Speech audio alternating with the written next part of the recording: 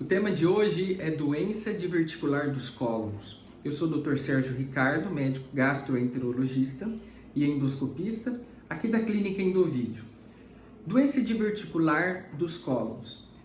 Os cólons é um outro nome que nós damos para o nosso intestino grosso. No intestino grosso, várias doenças podem acontecer, entre elas a doença diverticular. E você já deve ter ouvido falar sobre diverticulite, sobre diverticulose, e existe uma certa confusão em relação aos nomes dessas doenças. Os divertículos são saculações, algumas bolsas, uns saquinhos mesmo que se formam na parede intestinal. Às vezes, essas saculações, elas podem inflamar, podem sangrar e podem se desenvolver principalmente em pacientes que tiveram o intestino muito preso ao longo dos anos. É uma doença muito frequente na população acima de 50 anos e aumentando ainda mais acima dos 70 anos. A doença diverticular dos cólons, então, é a presença dessas saculações na parede intestinal. Diverticulose é um outro nome dado para doença diverticular.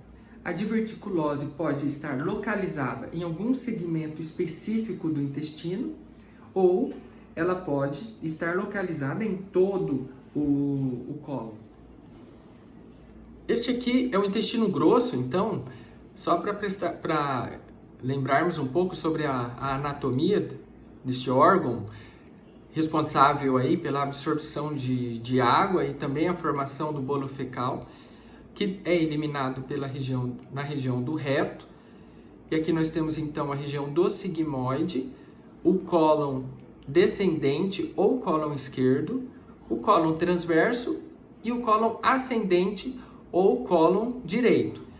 As regiões mais comuns responsáveis para a formação de divertículos é essa aqui, ó, que é a região do sigmoide, que está localizada justamente no lado esquerdo abdominal, na parte inferior do abdômen, a região onde as pessoas se queixam às vezes de dor e desconforto quando tem essa doença diverticular.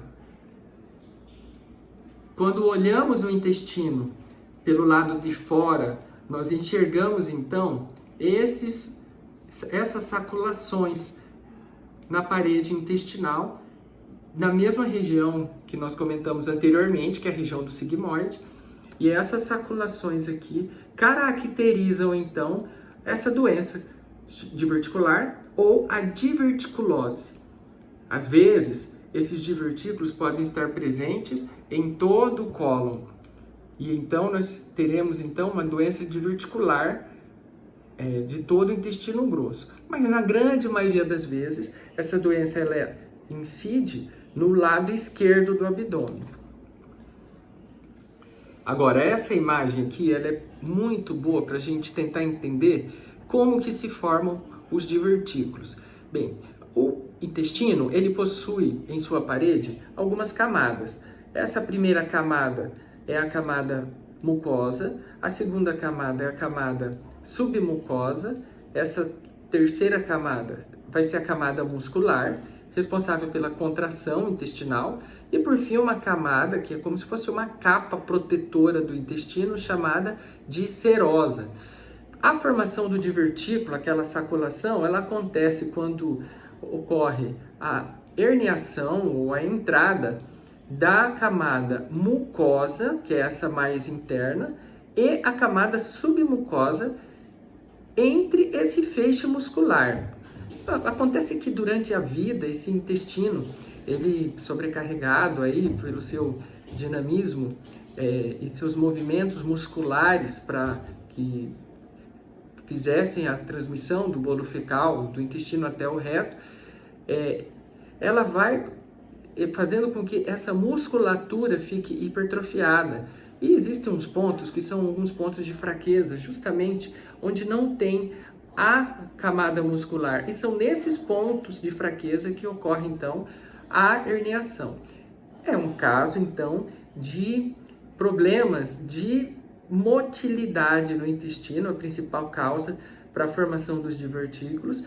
E quanto mais esses pacientes, quanto menor a quantidade de dieta rica em fibras que facilitam então a transmissão e o movimento intestinal, maior a chance desse paciente na idade avançada apresentar essas saculações que são. Ao exame endoscópico, essa é a visão.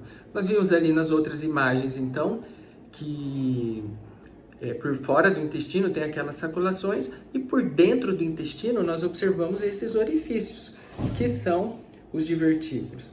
Neste caso aqui é a região do cólon sigmoide, que tem diversos divertículos, parece um queijo suíço, e esses divertículos, eles às vezes eles podem apresentar alguma complicação, mas na maioria das vezes, geralmente alguns pacientes nem desenvolvem nem sintomatologia alguma e nenhuma outra complicação maior, apesar de ser uma doença crônica e bastante comum.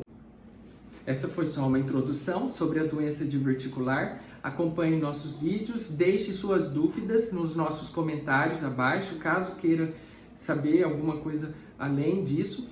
E entenda neste primeiro momento que isso tudo que nós falamos aqui é a presença de divertículos no intestino. No entanto, existe outra doença, que é chamada de diverticulite. A diverticulite ela ocorre quando há uma inflamação, um processo inflamatório dentro deste ósteo, deste orifício diverticular, que é um quadro que precisa ser tratado. Normalmente o tratamento é clínico, com medicamentos e antibióticos.